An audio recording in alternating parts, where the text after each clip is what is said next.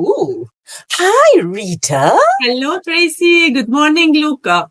Hi, everyone. What the purpose of the whole meeting was to sort of bring the guide to life and simply to talk about some of the things that we've spoken about in the guide.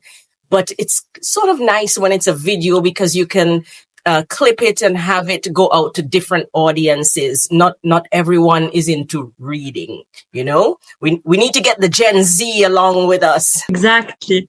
Actually, I do prefer watching a video or hearing sound instead of reading sometimes. But, books still a books. It's still important to read a book sometimes. Let us begin. Perhaps we can begin by saying good afternoon, everyone. It's a pleasure to have you here and thank you for joining us. We are Tracy and Luca of Our Faceless Crew, and we are joined here by Edelweiss, and we are going to tell you a little bit about yachting in the Middle Eastern regions for crew and what it's like, and just to give you a small taste of what it's like in that region. And perhaps we can begin by each person introducing themselves and saying, who are you? Hello. Okay. Hello, everyone. I start with myself. I'm Rita Shaheen, crew recruitment executive at Edelweiss. I have been working here since 2020, of course, with the crew. And we are here today to, as Tracy said, to bring this guide to life, to make it more easy so we can adapt it in our life. So that's why we are here. So I guess it's my turn now. My name is Joya Haddad. I'm the training and certification executive at Edelweiss. I've been working at Edelweiss for 1 year and a half, actually. I'm like a newcomer to the yachting world, but I really like it. I really enjoy it. I've learned a lot about the yachting world with Edelweiss. And of course, thanks to Tracy with a lot of our meetings and the Zoom talks, she has introduced it more to me, more slightly, and it was really nice. And as Rita said, today we are trying to bring our guide to life because working in the Middle East and the GCC area, it's a really interesting area to work in the yachting world and in other major. So we would like to introduce our area to all of the yachting crew and hope they will find good opportunity to work with us in the Middle East and they will enjoy it. Oh, wonderful, wonderful. Nice to meet you again. All right, please, guys, your turn. Yeah. So I introduce myself. I am Captain Ahmed Badran. I'm a master mariner. I am since 2018 working together with Edelweiss. And for the present, now I am just working as consultant with Edelweiss. I am just offering very diverse services, including courses, including preparation of courses, including all the things which are tangent to our field of work. And I am so glad to see you guys online. I am so glad to have acquaintances from overseas. And I am ready at your service at any time. And just knock my door and you shall see the answer immediately, the very correct answer. Captain Ahmed Badran has a very big experience in the yachting world, especially in the Middle East and GCC area. So this is why we invited him today to join us. Maybe he can help us understand more how do the crew work in the Middle East. And of course, we have Samer. Hello, how are you? My name is Samer. I'm a master 500 gross tonnage. I've been working on yachts since 2011. I started as a skipper on the sailboats, and now I'm a chief officer on board 55-meter Amels yacht. Congratulations. Welcome back, Samer. Thank you. Well, nice to have everyone. I'm going to pass the questions on to Luca. We're going to jump right in because, Zoom tends to try to limit our time, but we have so much to talk about. So why not? Let's just go right in. Yeah, thank you very much for all the introductions. I appreciate all you guys being here. like everybody already said, the guidance was about the GCC area and about yachting in the Middle East. I think it's a very, let's say, interesting area to explore, and it's getting bigger and better. And I think it's nice that we have such valuable people that can explain to us what exactly is going down there, because I think a lot of people have some misperceptions. So let's debunk them. Let's make them sure to know what they are doing when they are going down. So in the main segment, let's say we got a lot of questions about work and expectations. So let's maybe start with the captain. If you can tell us briefly, I know you already said you've been in the Middle East for a long time and you've been the captain for a long time. My question is, how did the yachting in Middle East grow? And what would per se be, what candidates do we need to go there? How are the yacht owners, employers? What do they expect, etc.? Candidates will clearly and potentially the great plus of having served on the same vessel the period showing. I need, in fact, if I see a CV of somebody, I need him to have got a long service with the same rank on a given yacht. This is a big plus to that person, and this is very important. The period showing by its duration, the satisfaction of the employer, and the determination of the crew member to serve to the best of his productivity with a significant time span. This is very important to me as captain. Of course, my background is a captain. In case I am there in an office, any office, I put two brackets, any office, and somebody says just the CV of that person, I need to see time. The time factor plays a lot to me, and it shows how much relevant or how much competent was the guy there in his work. Now we go to the second phase of the questions. Correct. Okay. What do yacht owner and employers in the Middle East typically expect from their crew? Okay, correct.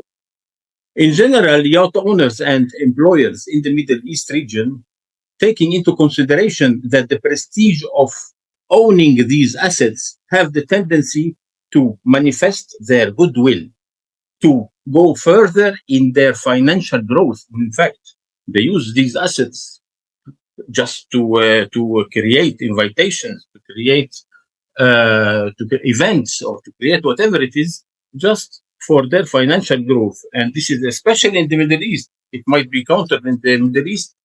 About 80%. In the rest of the world is 20%. But the Middle East use these assets. The Middle Eastern tycoons, they use these assets to promote their life and to go higher and higher in their figures, their astronomical figures.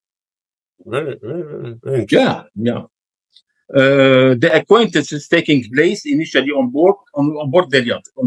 In fact, many acquaintances take place on board these mega yachts. Just they say, let us have the acquaintance and let us meet on board the yacht. Not in an office or not at the residence. It is on the yacht. It becomes a rule. It becomes a norm among the tycoons. If I understand that correctly now, what you would try to say is that longevity is very important, but also the professionalism of the mariners coming down to Middle East, because the yachts are actually used as, let's say, a place of business in the Middle East. So professionalism needs to be at a very high point, correct? Very high point. Plus, the Middle Eastern mentality. I like to say it briefly, if I might take some of your time, extra time. The mentality of the Middle Eastern owner, or the Middle Eastern tycoons, or the Middle Eastern people who got wealth, especially people who got recently wealth. They have their own ego. The ego is much more amplified than the ego of the Westerners. The ego of the Middle Eastern, they like to be just praised. Just I am putting praise between two brackets, but they need appraisal in another way. Of course, no one will want to say that, oh Lord, oh, but the appraisal and the appreciation and the gestures to show that this man is great, his excellence, HE.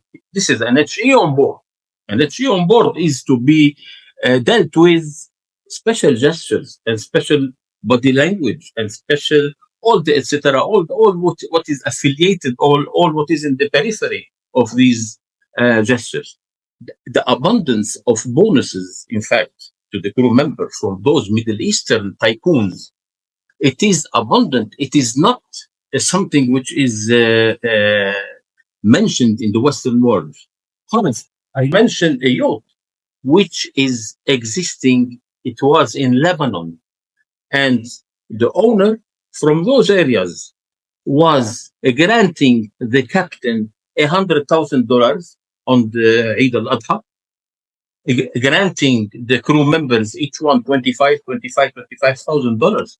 It was only not for the service. It was for just the occasion of one of the Eids. So these people are really generous, and they compensate these gestures or these praises made by the crew members by really rewarding them financially. And this is the most important part. You serve, you get. And this is noticeably crew members without a previous records on board Eastern vessels find it during the early phase of their service. They find difficulty during the early phase of service, of course. And with the time, with the accumulation of knowledge with the people, gradually and instinctively, it works, and crew members find themselves in a relatively brief time period wholly adapted to the life on board. And this is, the Middle Eastern part of yachting to me, as I am part of the Middle East, it is.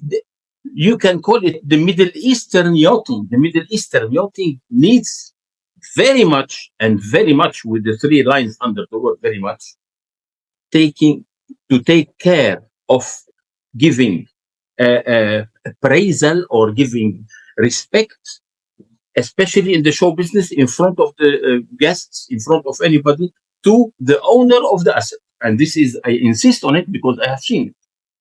I am from shipping background, ships, and then I changed to, or for the circumstances, I came back to yachting. But I have noticed what is yachting exactly, especially in our areas.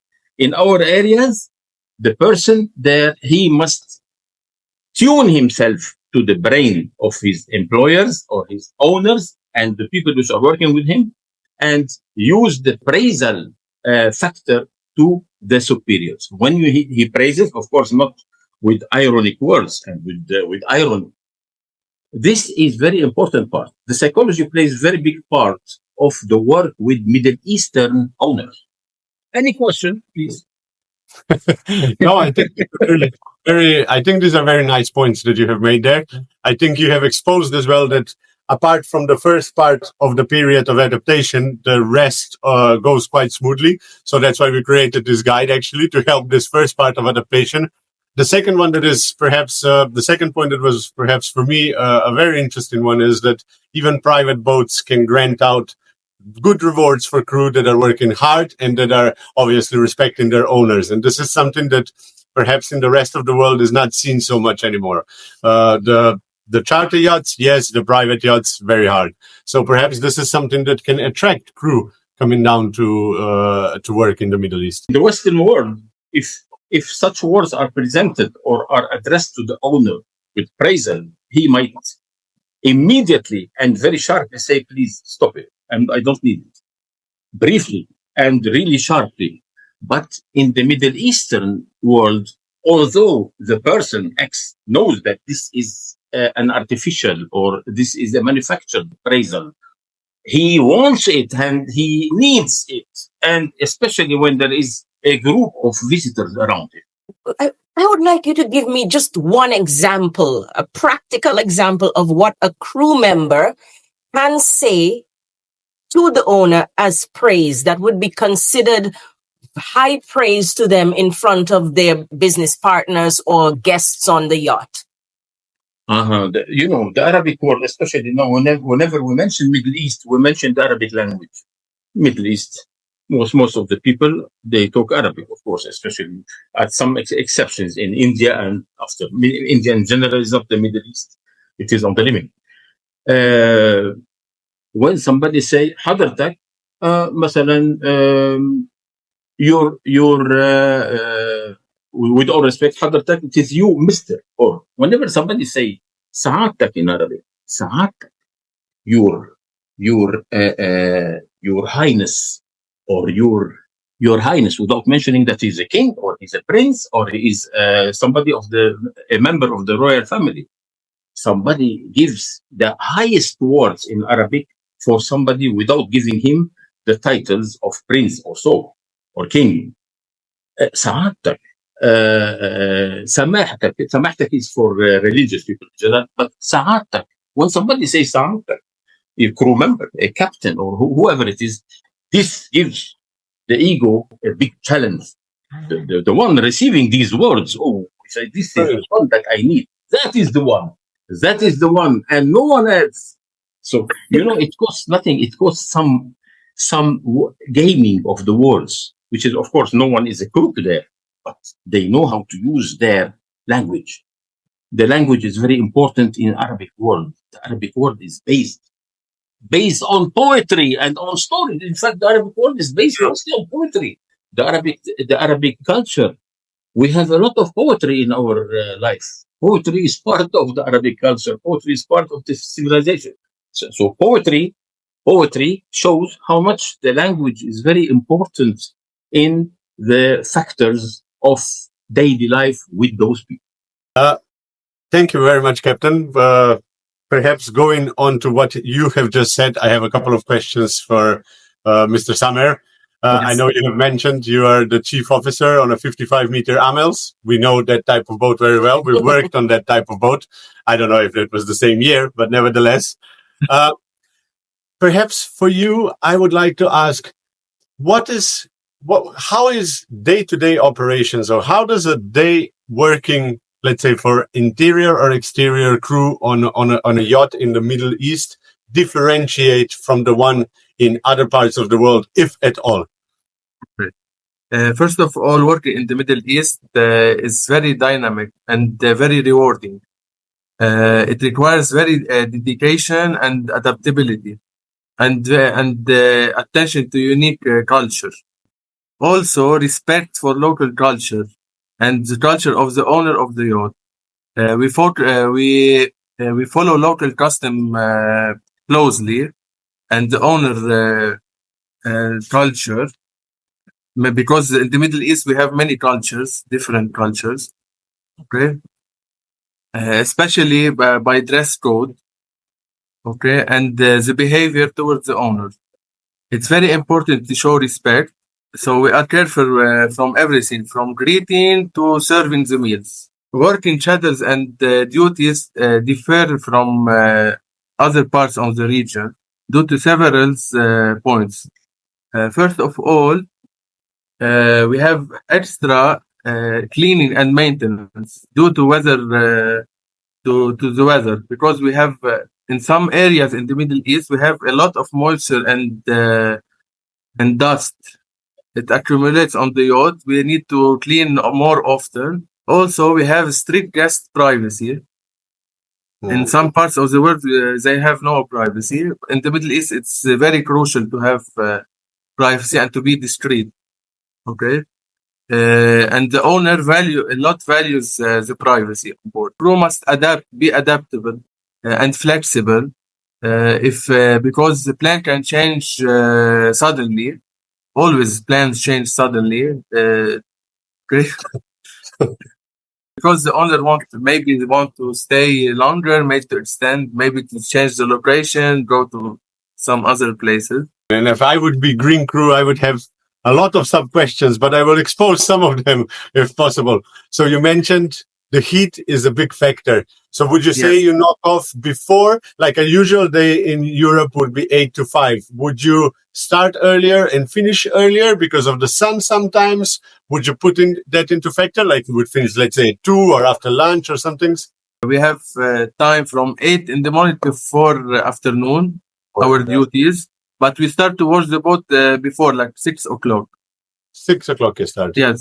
That can start to wash 6 o'clock because The sun will at 10, 9, 10. The sun will be unbearable, and the heat exceeds 40 degrees sometimes. Do you have any special measures in place as well to protect this crew? Are they all wearing hats? Hydration probably is very important. Do you have more, let's say, breaks for hydrating? Do they have their own bottles with them, etc.? These are all the things that I'm interested in. Every 2 hours, we have 10 minutes of coffee break. They can enjoy it in the crew mess or any place. Cigarette break if the crew smokes. The boat is always ventilated and air conditioning is working all the time. Working outside the boat is not. We have certain time to work outside, like washing the boat, cleaning, preparing the outside areas, and the time of the drills, the safety drills. We help the engineers. We help the crew, the interior crew. That's it. Okay, that differentiates quite a lot. I'm curious about two other points. I'm really sorry, but I would like to come to the bottom of this. So let's say as well, you have mentioned guests, like if you have the female guests from the owner or from whoever is on the boat at that point. You mentioned water sports. Can water sports be done with male crew as well, or is female crew assisting these girls with water sports because of the cultural differences? We don't mix a lot, but we serve meals. They are sitting together all. But in the sports and in day-to-day life, no, they are not. We can't. The crew must. The interior crew who must clean the guest room are all females. The last one for me would be Ramadan. During Ramadan, how does that affect the, let's say, the operations of the boat? Are crew permitted to be seen outside with water, food, or is this contained then to the inside of the boat? No, it's contained inside the boat. But in certain areas, like in Lebanon, it's not an issue. Ramadan is not an issue. Okay. In KSA or Emirates, it's an issue. You have to stay on the boat till specific hours, and then you will. It's mixed, you know. It's of course. in Ramadan, it's a little bit difficult. And in day you can't go out with food and water. It's not appropriate. It's very that season. Yeah, the boat will never move, will never do anything. Well, I can already see that this is going to lead to more calls in the future, because I can imagine that crew are going to write into us to ask us a lot more questions that for sure we will lean on you for some answers, because this is quite interesting. We've done quite a few charters in our years, 15 years in yachting, with clients from the Middle East, with royalty. And so we do know a lot of the general customs. But of course, I still think it's quite different when you are in, say, European waters or in the Caribbean or America than it would be if you're actually chartering or on a private yacht in the actual Middle Eastern regions. So this is really interesting points that you have made, and for sure we will try to elaborate on them at a later date. But for the sake of continuing, we're going to bring the ladies in now, and we'd like to thank you for your input. That was really good information. Very insightful. I considered working in Dubai once, and so this is very interesting for me to know. Let's go to Rita. Congratulations again on nomination for the Yacht Dame Award coming up next month in Thank you, Tracy. Amsterdam. Congratulations. That's really an achievement. And, you know, being a woman in yachting is not always the easiest thing, but we continue to pave the way. So would you like to ask Rita a few questions about recruitment in the Middle East? Yes. I actually do, because I'm very interested in this. I was recruited once already for that area, and I think a lot has changed from then. And I believe that it would be very valuable for all the crew members from Europe to actually know which companies to target. And obviously Edelweiss is one of those companies. So I would like to hear from Rita if the process of how you vet your candidates differs from the one, let's say, in Europe. What is specific that you are looking for in candidates if they apply to the Middle While East? applying to Middle East, at Edelweiss, we employ a robust and multifaceted vetting process, either for the Middle East candidates or for the Europe or other countries, to ensure that candidates are not only technically proficient, but also culturally. And this is the main point that I look for. And I always look to see how if they are prepared to thrive in the Middle East yachting environment. So, the GCC culture is a little bit different than Europe. And this requires to be more aware of this culture. Aware, conscious, open-minded, probably to change Yes. their own culture that they know. It's a very good point. And what would be the most common challenges that you see there? Where does perhaps sometimes you think you have a really good recruit and then you say, okay, on this stage again, this was something you can't overlook? For someone who have been worked in many areas, it's always better for me. So that's why I always invite all the crew to benefit from the rotational work.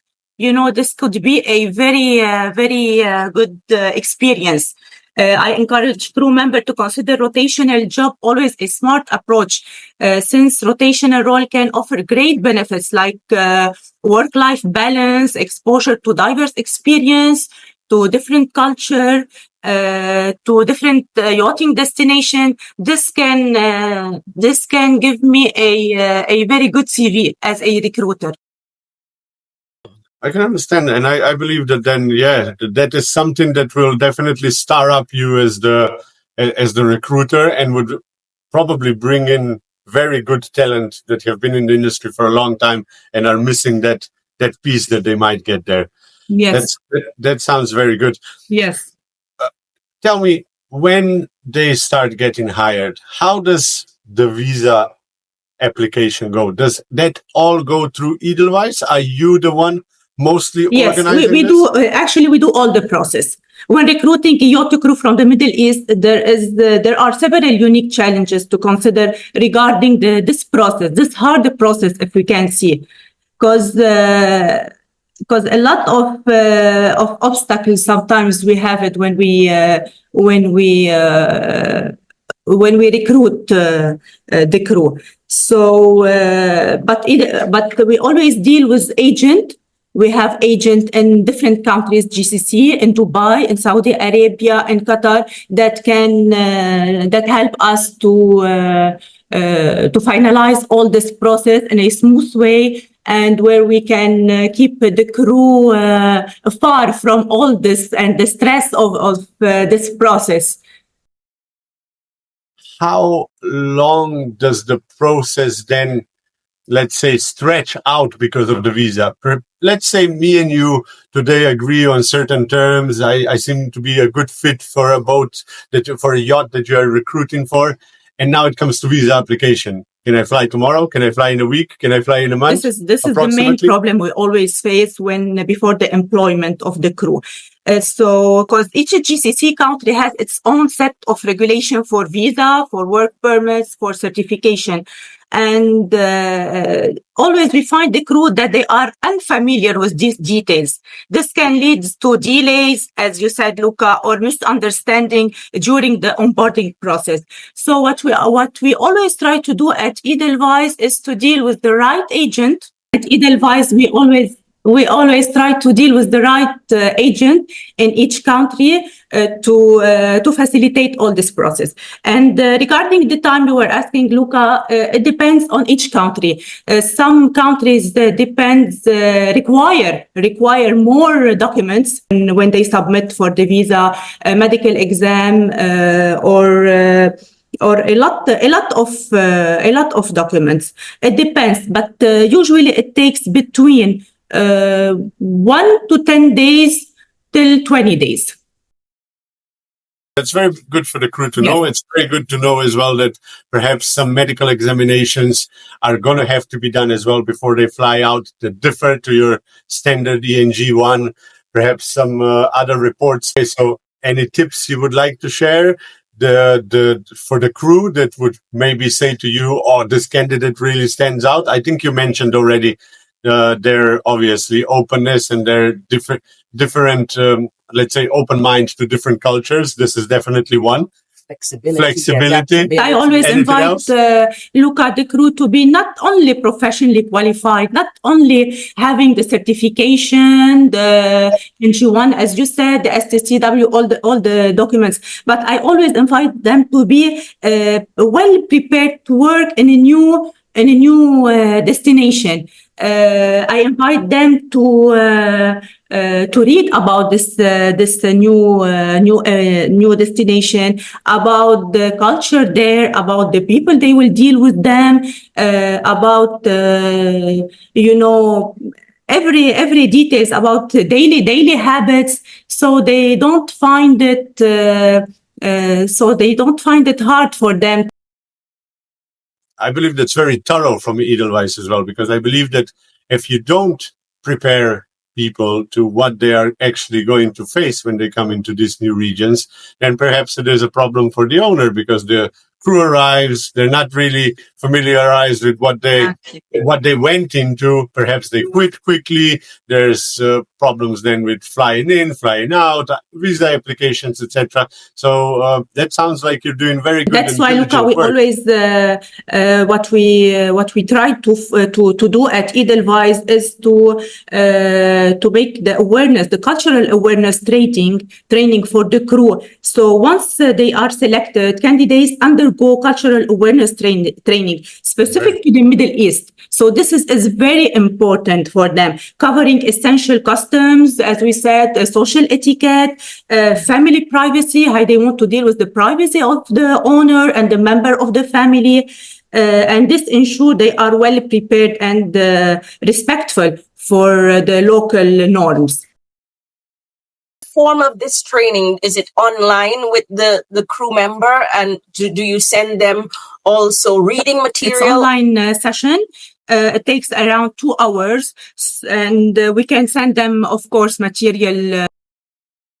We can see what the crew really want to know more about the yachting world in the Middle East and GCC area. Maybe we can elaborate more this training. I know we have started with a free guide for them, but maybe on later stage, we can discuss more. Let's say we can prepare a guide for culture, a guide for the legal paper and visa. This way we can discuss more and share more about the yachting world and how they should work in this area. Absolutely. I think that's going to be a really good idea going forward, because we have more and more interest. The Middle East is growing so quickly as a premier yachting destination. We can see it. So we can see that more and more yachts will be headed that way, more and more crew will be, and we really want to make them prepared. So in the future, this is just the initial conversation between us. But it is certainly not the last, and we can assure crew, yacht management, whoever is interested, that this will continue at some point. And if you have any questions, please write into us, and we'll be happy to put a list together and then bring this forward in the future as more conversations. To mention about the marinas which are in the Middle East nowadays are encouraging the owners to get their mega yachts. Because before now, the building of all these immense marinas in all the Arabic coast and the Middle Eastern coast, the tycoons were just praying the port authorities, commercial port authorities, just to harbor their boat there. Now, the very good positive things in all the Middle Eastern one is that they have got marinas non-existing almost in any part of the world. Marinas accommodating any gross tonnage of any mega yacht. And that is the good point, which is making the yachting life to thrive, or the mega yachting life to thrive, if I might use the term. So the facilities are being built. So this is not a very good point for crew as well, and for the owners in that area already, but also for the owners that are thinking of chartering or going down to the Middle East with their own yachts, because now they know that they do have facilities that will accommodate their super yachts. They have facilities where they can eat. They look nice. It's not commercial docks. It's not commercial ports. So this is something you see as a natural progression, as a natural growth of the region to facilitate yachting in general. This activity of building all these immense marinas, they used to harbor their boats in Monaco, in anywhere in the UK, in France, in Belgium. But nowadays, this is the thing helping a lot the yachting life in the Middle East. And thank you, Tracy and Luca, for it.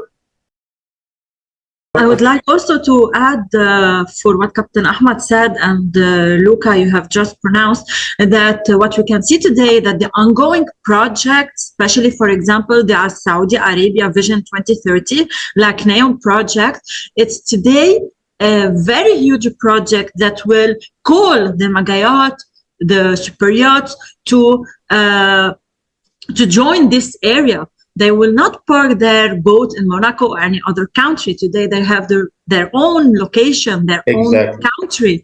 So they are familiar with that. In addition to that, we can say there is a Med to Red shift. So this is expected to attract more yachts. In addition to that, when you are attracting more yachts, crew will have the opportunity to work today more in the Middle East and the GCC area. So this is why this market infrastructure and growth in the yachting world in the GCC area and Middle East is today a call to the crew to prepare themselves to know more about this area, because as we can see with this progress, the future of the yachting world will be huge in this area, especially in the GCC Yes, I area. agree. I agree with you, Joelle, since the yachting season in the Red Sea is a all-year yachting season now. Till April, and then we have the summer season from May to September. So Full year season. Yes. But this growth and this new destination require only a very qualified crew. Exactly. Yes, since the Arab owner and the GCC owner are very demanding. So they will not accept less than what they used to have in their life. They will not accept less because, as Captain Ahmad said in the beginning, they are generous. So if you work, if you put all your effort, if you prove that you are a good crew, you will be rewarded. Maybe financially, maybe you will get a bonus, maybe you will get, day off, you will get promotion. So you are rewarded in the Middle East. This is why it's good to upgrade your certificate, to have all the necessary qualification. But it's also important to know that in the Middle East, you need to work, and the GCC area, of course, you need to work to prove yourself. You will get all what you are asking for, from respect to bonus to promotion to raise on your salary. So it's take and give. The situation, if you give, you take. You cannot take. Might move tomorrow. No, Exactly. We understand and we believe that as well. We've worked with some, like I said, we have charter guests and we've seen it. We can attest to that as crew that we have seen that. There was a yacht, very well-known yacht, where the owner gave, or he just gave as a gift during the Eid al-Adha, I think, to the captain $100,000, and to all crew members, each one $25,000. And this is not a story. This is a fact, very well known. Perhaps life-changing for some of the crew. So perhaps it is a very valid point for them to try to explore yachting in the Middle East. Well, we've seen that for ourselves. We were very lucky that just after the pandemic, we had a charter, and we happened to be in those areas for the charter during the pandemic, but we were so rewarded highly that we were able to take a year off. So it's not stories. It is actually true. We know this for a fact that some of the most generous owners and charters do come from those regions. They work hard, but they are rewarded well. the crew gets heavily rewarded. They have a day off. What do they need to look out when they go out? When they just want to unwind now, they're free of work. They want to experience some life outside of the boat. What do they need to be careful about? As Rita and Captain Ahmed and Samir mentioned before, the GCC area is a huge area, and Middle East also. So each country has its own rules, if you want to say, but actually it's not a rule. It's a critical culture nuance that differentiates them. For example, we can talk about the dress code. It's true on the yacht, you'll be wearing the yacht uniform. Maybe it will be a skirt with a t-shirt or pants with a t-shirt. It depends on the area you are working in. But also when you go out of the yacht, there is some dress code that you need to know. Actually, the dress code in the GCC area is more conservative. So this is really important for the crew to know, because when you live in Europe, in North America, or any other country, the weather decide what you have to wear. Maybe today you are feeling like you want to wear a skirt with a crop top, mini dress, for example. Once working in the GCC area and the Middle East area, it's very important to be more formal when going out. Let's say they do prefer to wear more jeans and t-shirt once going out. Sometimes they wear abaya. Sometimes they wear loose t-shirts. So it depends on the area where you are going to work. In addition to that, you need to know that the public display of affection are culturally sensitive. So it's better to avoid them. For example, behavior way, they are expecting a very professional communication way, because working in the GCC area, you are working with royal family. We know that all Saudi Arabian, for example, are a royal family. So this is why when communication with them, you need to address them correctly. You need to address them, for example, your royal, your highness. So there's terms that we need to use. Also, in addition to that, you need to understand that there is some law you have to abide with. For example, in Saudi Arabia, alcohol is well forbidden. You cannot use alcohol, except let's say if the yacht owner is a visitor from the outside the area on the boat, he can, in his boat, inside, in the interior of the boat, he can use alcohol. But on the street, in the restaurants, in the malls, you are not supposed to drink any alcohol. It's really important to understand their culture. It's, like I want to say, it's huge, it's full, but it's easy to live with. It's not a scary word like they are promoting about it. No, it's not. It's like a simple word, an easy word to live with. But you need to understand all what they are asking for. Does Edelweiss as well, let's say, empower a set of rules on their own managed yacht? Would you have meetings about it? Like, would it come in the familiarization when the crew member comes, the first 24 hours? Mm-hmm. This is part of the familiarization, I would imagine so, since you've been so diligent on other parts. Like an onboarding, the onboarding process when you manage a particular yacht is, in addition to, of course, your preview familiarization when they actually come on board. To mention that in the Middle Eastern tycoons, the owners, they are addressing or mentioning their wives, the part which is now the ownership of their wives. Do you know that this is the only area in all the world, the only region in all the world where it is requested nowadays and plentifully to many yachts requested female crew members, female captain, female crew members, female engineer, because the wife of the sheikh or his royal highness, whatever it is, she wants anybody and everybody to be a female on board, from the captain to the wiper and to the stewardesses, etc.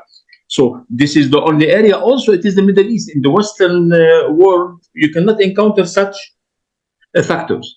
So in the Middle East, you have all the crew members must be females in many factors. It started about 15 years ago, and now it's continuing, and it is developing. It makes the interactions of the female guests or female owners as well much easier if this Exactly. The other positions are manned by females, which is great. It's great to see, and of course, it's another thing that you need to look out, and perhaps it's another thing like a call for successful women captains, CEOs, engineers to try. Because sorry for interrupting. There's a female captain, who is named, I believe, Captain Sahar. She's from Saudi Arabia, if I'm not mistaken. She's a very well-known captain, and she's the first Arab female captain who have drawn a yacht. So this is a call also for female to go and seek a captain career. This is fantastic news for women in yachting and for the progress of women in general. I think so as well, and this is maybe something that we were obviously trying to find as well through the thing. That is a very big point. So what is the characteristic? This might be a characteristic of the whole region of trying to attract very, let's say, high sort of female talent that will succeed easier than in any other parts through their hard work. We covered most of other things already. Joelle, do you have any other specific things that you want to touch on that you believe missed during the meeting? Yes, actually, I would like to mention two things for the crew who are looking to apply for any job, not only in the Middle East and the GCC area. And this is my field, actually, the training and certification. So I would like to ask all the crew to make sure that their STCWs are valid. They get their STCW for a whitelist school. That I know that sometimes the courses to upgrade your certificate cost, but it's better to pay to the correct school and get your certificate and inspector and get a good certificate. Actually, sorry for that. Instead of paying less and get a wrong certificate who is not accepted by any yacht owner, any captain, or any country. So please, to all the crew, pay attention to this point and make sure that your STCW are valid, your COC is valid, your passport is valid. Also for your IRB medical certificate, get all of your certificate from a well-known school, from a whitelisted school, from a whitelisted company. This will be an added value for you, for your CV. It's gonna be easier also on the recruiter to finalize all your paper. You will receive your visa on time. You will not face any problem. This is one point. And the second point that I would like to highlight is about the salaries. Nowadays, all of the crew that send us the CV, send Rita the CV to crew recruitment, they ask about the salary. Is the salary competitive in the GCC area, in the Middle East? What do you have about that? Actually, we do believe that the salaries in GCC area and the Middle East are competitive salaries. For example, of course, based on your experience, you will receive a salary. Based on your character, you will receive your salary.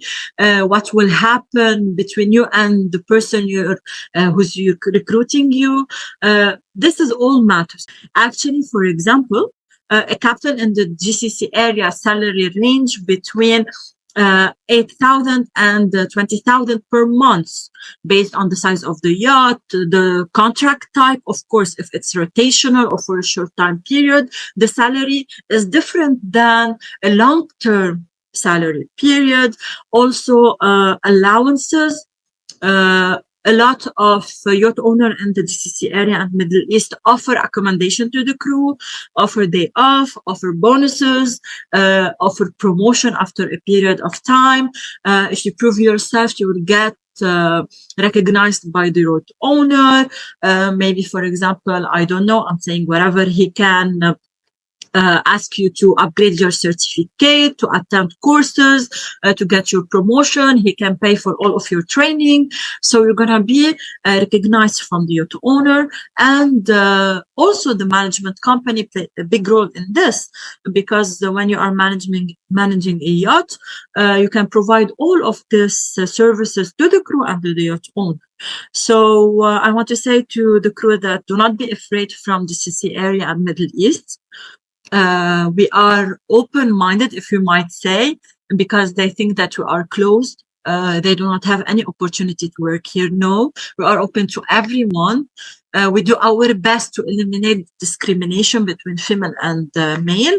We are looking more, personally, we are looking more to recruit females, because females deserve to be recognized in the yachting world.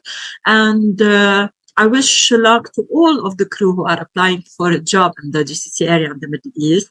If they need any help, they can reach us to Edelweiss or Our Faceless Crew. Also, Rita, as a crew recruitment executive, she's here to help them. Yes. From my side, I'm here to help them for the training and upgrading their certificate. If they need any support, any help, I believe Captain Ahmad and Captain Samer are here also to help, since we are also a team at Edelweiss. Edelweiss and Our Faceless Crew is here to help them no matter what. So do not be afraid. Apply to jobs in the Middle East and the GCC area. And I hope Tracy and Lucas to see you anytime soon in the Middle East and the GCC area if you get the chance. Maybe we can do this podcast live together, not through Zoom. That would be lovely. That would be lovely. Perhaps in one of the future shows or openings of the Grand Marina. You never know. Yes, you're welcome here anytime. We would love to see you here. We would love to introduce you more to our culture, especially the Lebanese culture. We have yummy food. We have good location to visit. We have a good area of yachting. Our sea is the most beautiful sea. It's our opinion, actually. And we hope that you can live this culture with us and feel it more. This way you can share what you have lived with other crew, and they will be encouraged to apply for a job in the Middle East and the GCC area.